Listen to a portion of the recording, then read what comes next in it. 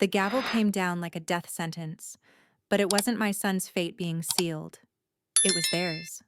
I watched Vanessa's smirk freeze when I stepped through those mahogany doors, my briefcase clicking against the marble floor like a loaded gun being cocked. The courtroom went silent. Every eye turned.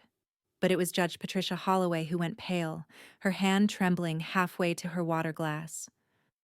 Autumn Castellano, she whispered, and the name hung in the air like smoke after a gunshot. If you're watching this, hit that like button and subscribe to Formidable Revenge Channel. Drop a comment telling me where you're watching from. I want to know how far the truth can travel. Because what I'm about to tell you, it's going to make your blood boil. My son Julian sat hunched at the defendant's table, his titanium leg brace catching the afternoon light streaming through the tall windows. 29 years old, and he looked like a man twice that age. The construction accident had taken away his ability to walk without assistance.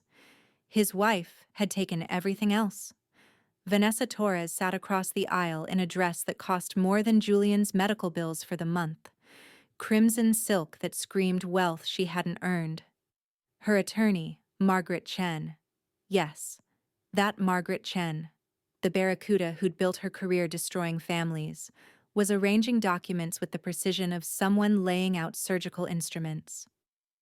I'd raised Julian alone after his father walked out when the boy was 7. I'd worked 3 jobs, slept 4 hours a night, pawned my wedding ring to pay for his engineering degree. He'd built us a home with his own hands on the outskirts of Denver, a 2-story craftsman with a wraparound porch where he'd promised no one would ever hurt us again. Now Vanessa wanted to rip it away. She leaned toward Margaret, her voice carrying just enough for Julian to hear. Look at him, can't even stand without shaking. What kind of father is that for Lily? Julian's hands gripped the table edge. I saw his jaw clench, saw the tears he refused to let fall. My baby girl, my granddaughter, only 6 years old, sat in the gallery with Vanessa's mother, coached and terrified. Margaret stood, her heels clicking with authority. Your Honor, my client has endured years of hardship with a disabled spouse. Mr. Castellano can no longer provide financially or physically. We're seeking dissolution of marriage and equitable distribution of all marital assets, including the family home. Equitable, I thought, rage building in my chest like a thunderstorm. There was nothing equitable about ambition wearing a wedding ring. Judge Holloway looked uncomfortable. Does the plaintiff have representation? Julian shook his head, defeated. I can't afford. He has representation. My voice cut through the room like a blade through silk. I walked forward, each step measured, and set my briefcase down with a sound that made Margaret flinch. I am Autumn Castellano, I said clearly, and I will be representing my son. The room erupted in whispers. Margaret's face went white. Vanessa's confidence cracked like cheap porcelain. Because they'd forgotten who I used to be. 23 years ago, I'd been Denver's most feared criminal defense attorney. They called me the Iron Widow, not because my husband died, but because I buried prosecutors' careers with the same efficiency. I'd defended everyone from white-collar criminals to wrongfully accused innocents. My record was pristine. 47 consecutive wins. I was being groomed for a judgeship when everything collapsed. The Hartfield case. A property developer accused of fraud, guilty as sin, but the evidence was solid. The law was on my side. I should have won. But the judge had been bought. Vincent Hartfield's wife had money, connections, and no conscience. She'd paid Judge Ronald Merrick under the table, and he'd twisted every ruling against me.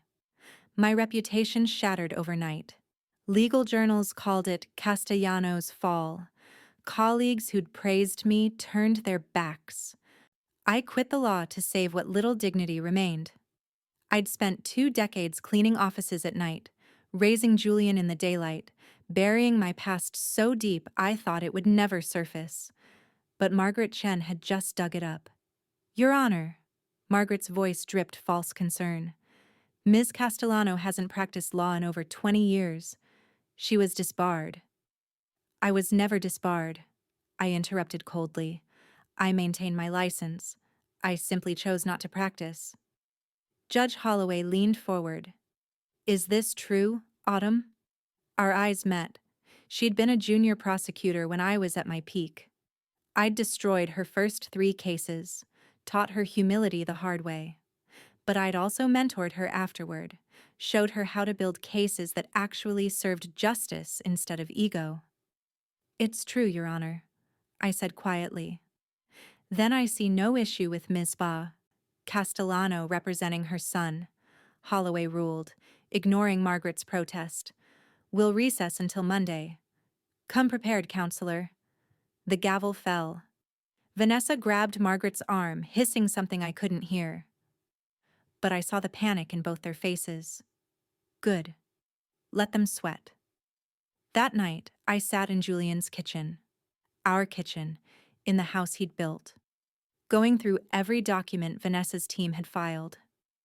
The overhead light buzzed, casting harsh shadows across the papers. Julian was in the living room, helping Lily with her homework through the crack in the door. I could hear her small voice. Daddy, when is Mommy coming home? I don't know, sweetheart. Is it because of your leg?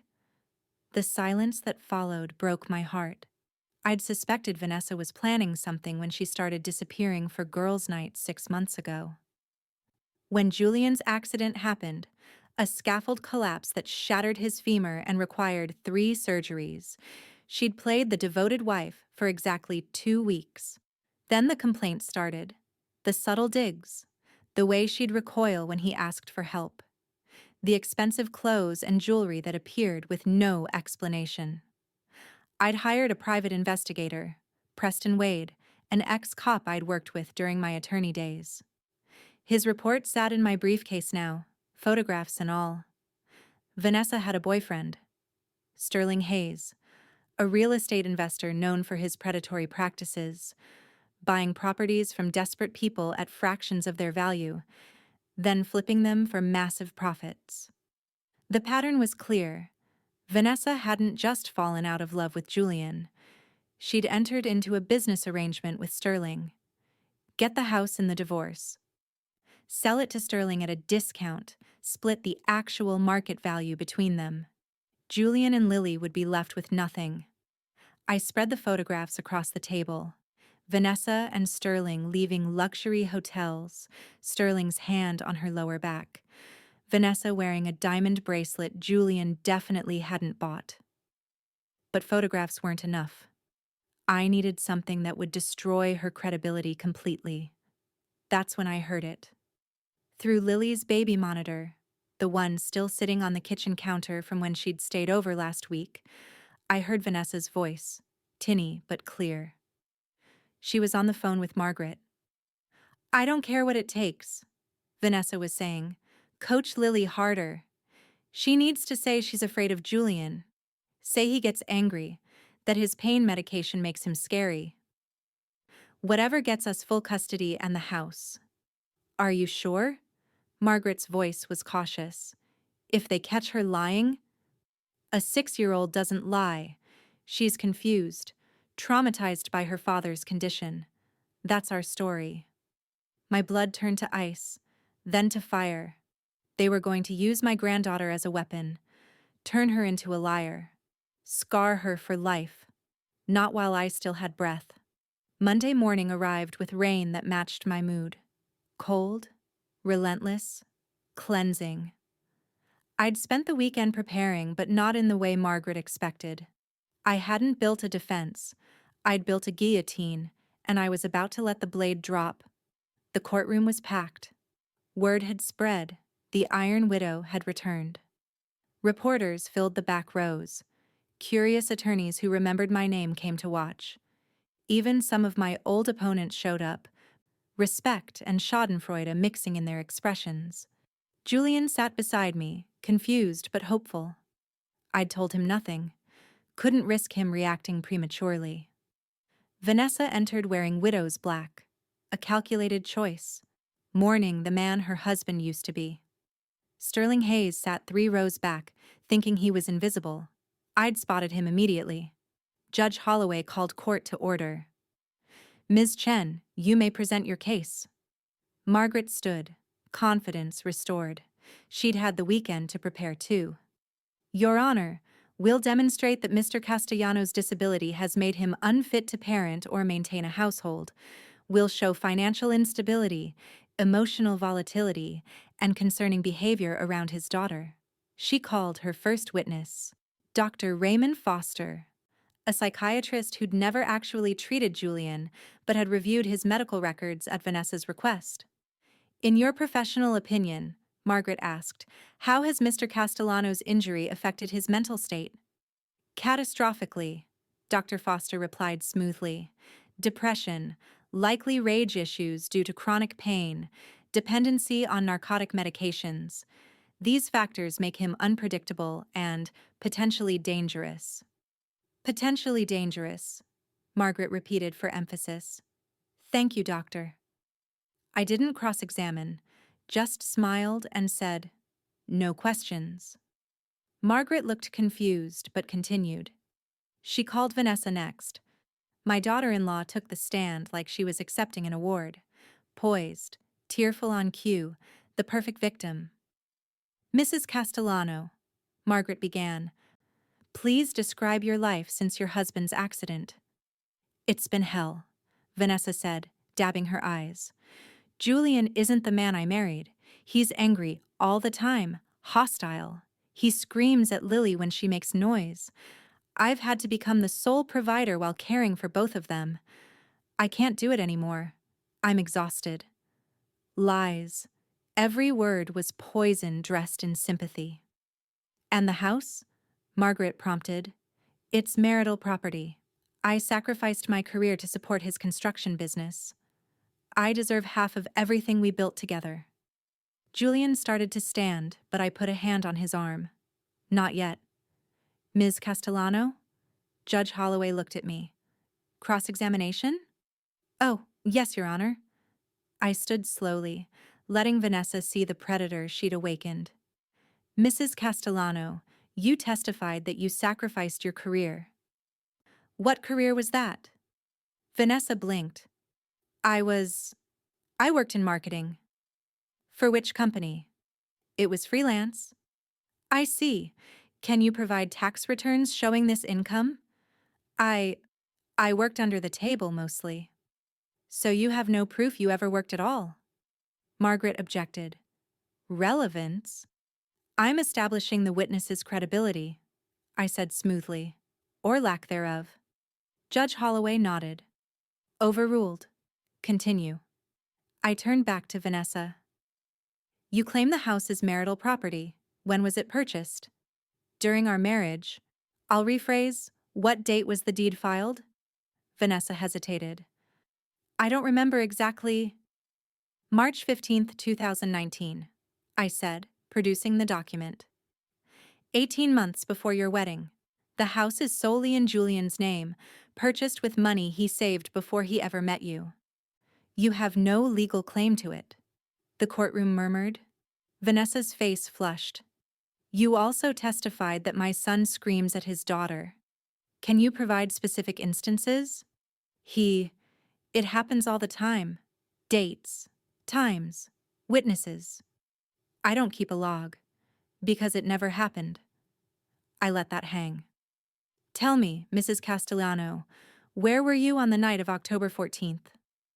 Margaret shot to her feet. Objection. What does this have to do with custody? I'm about to show you, I said coldly. Judge Holloway leaned forward, intrigued. I'll allow it. Vanessa's composure cracked. I was home. Really? Because I have hotel receipts showing you checked into the Riverside Grand with Sterling Hayes, the penthouse suite, $800 a night. Who paid for that? Silence. I'll tell you who, I continued. Mr. Hayes did. The same Mr. Hayes who's sitting in this courtroom right now, 3 rows back. The real estate investor who's been coaching you through this divorce so he can buy my son's house at a fraction of its value. The courtroom erupted. Sterling Hayes stood abruptly and left. Vanessa looked like she might vomit. That's not, she stammered. I have photographs, I said, sliding a manila envelope across to the judge. Timestamps, credit card statements, text messages between Mrs. Castellano and Mr. Hayes discussing their scheme, including this one from last week. Once the house is mine, we'll flip it and split the profit. Julian won't see a dime. Judge Holloway's expression went from curious to furious. Margaret slumped in her chair, realizing the case was unsalvageable. But I wasn't done. Your Honor, I said, I'd like to call Lily Castellano to the stand. Vanessa shot to her feet. No, you can't. She's too young. She's your witness, isn't she? I said mildly. Or were you planning to coach her privately first? Judge Holloway's eyes narrowed. Sit down, Mrs. Castellano. The child may testify. Lily walked to the stand, small and frightened in her yellow dress. My heart ached, but I kept my face neutral. Hi, sweetheart, I said gently. I'm your Grandma Autumn. You know me, right? Yes, Grandma. Lily, has your daddy ever hurt you or scared you? No. Her voice was clear, certain. Has he ever screamed at you? Only when I ran into the street once. He was scared I'd get hit by a car. The courtroom softened. Even Margaret looked uncomfortable. Your mommy said Daddy gets angry, is that true? Lily looked at Vanessa, confused. No. Mommy told me to say that, but it's not true. Daddy's sad sometimes, but he's never mean. Vanessa stood again, desperate. She doesn't understand. Sit down, Judge Holloway snapped. I knelt beside Lily. Sweetheart, do you want to live with your daddy or your mommy? Tears welled in her eyes. I want to live with Daddy and you, Grandma. Mommy's never home anymore. She said Daddy's broken and we should leave him. The words fell like bombs. Julian buried his face in his hands, shoulders shaking. Thank you, sweetheart, I whispered. You're so brave. As Lily left the stand, I turned to Judge Holloway. The defense rests. Judge Holloway didn't take long to deliberate. She didn't even leave the bench. I've seen a lot of ugly divorces, she said, her voice heavy with disgust. But this is beyond contempt. Mrs. Castellano, you attempted to defraud this court, manipulate your daughter, and steal property that doesn't belong to you. You've shown yourself to be morally bankrupt and unfit for custody. Vanessa was crying now. Real tears, finally, but of rage, not remorse. The divorce is granted, Holloway continued. Full custody of Lily Castellano is awarded to her father, Julian Castellano, with supervised visitation only for the mother. The family home remains Julian's sole property. Mrs. Castellano will receive nothing in the settlement. Furthermore, I'm referring this case to the district attorney for possible fraud charges. The gavel fell like thunder. Vanessa lunged toward me, screaming, You ruined everything, you bitter old... Bailiffs restrained her as Margaret pulled her client toward the exit. Julian grabbed my hand, his face wet with tears. Mom, how did you buy? I'm your mother, I said simply. I'd tear down heaven and hell for you. Lily ran to us, and we held each other in the middle of that courtroom. 3 generations clinging to what we'd almost lost. The fallout was swift and brutal. Vanessa and Sterling's scheme made the local news. The district attorney filed conspiracy and fraud charges. Sterling lost his business license. Vanessa fled Denver entirely, abandoning even her supervised visitation rights. Margaret Chen called me 2 weeks later. You destroyed my client. Your client destroyed herself, I replied. You just helped her do it. She paused. For what it's worth, you were right. About everything. Back then, too. It was the closest to an apology I'd get. I accepted it. Judge Holloway reached out privately, told me Judge Merrick, the one who'd taken bribes in my case, had died in prison 5 years ago. Your name was cleared in the legal community, she said. People know the truth now. They know you walked away with honor. But I didn't care about my reputation anymore. I cared about Julian, who was learning to smile again, who'd started physical therapy with renewed determination. I cared about Lily, who drew pictures of our family, just the three of us, and hung them on the refrigerator. One evening, we sat on that wraparound porch Julian had built, watching the sunset paint the Denver sky in shades of amber and gold. "Do you think she'll ever come back?" Julian asked quietly. "No," I said. "And that's probably for the best. I really loved her, Mom." "I know, baby." "How did you know?" he asked. "That you could trust the law this time?" I thought about that. I didn't trust the law. I trusted the truth. And I trusted that some judges, like Patricia Holloway, still care about justice. "You saved us." "We saved each other," I corrected. "You built this house." Lily told the truth. I just reminded everyone what integrity looks like. Lily ran outside, carrying a drawing. "Grandma, look! It's you with a sword." I laughed, genuinely laughed, for the first time in months. "A sword?" "Because you're a warrior," she said seriously. Julian hugged his daughter. "She's not wrong." No, she wasn't. 6 months later, I did something I'd sworn I'd never do again. I opened a law office. Small, just me and a paralegal, specializing in family law.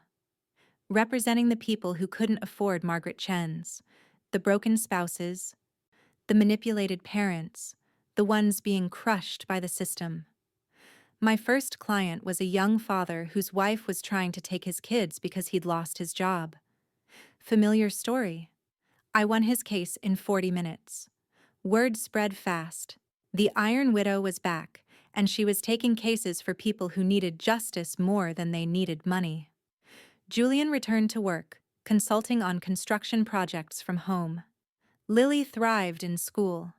Our house, our home, stayed standing, filled with laughter again. One afternoon, a woman entered my office, eyes red from crying, holding divorce papers. "Are you Autumn Castellano?" "I am." "I heard you fight for people like me, people who can't fight for themselves." I gestured to the chair across from my desk. "Sit down. Tell me everything." As she told her story, another tale of betrayal, manipulation, stolen dreams, I felt something I hadn't felt in 23 years. Purpose. The law had broken me once. I'd walked away, buried myself, believed I was done. But you can't kill what's forged in fire. If this story made your blood boil, if it made you believe in justice again, hit that subscribe button for Formidable Revenge channel. Drop a comment with where you're watching from. I need to know how far this truth travels. Because stories like this, they're happening everywhere. And sometimes, all it takes is one person refusing to stay silent. Justice doesn't sleep. It just waits for warriors to wake it up. I'm Autumn Castellano, and I'm just getting started.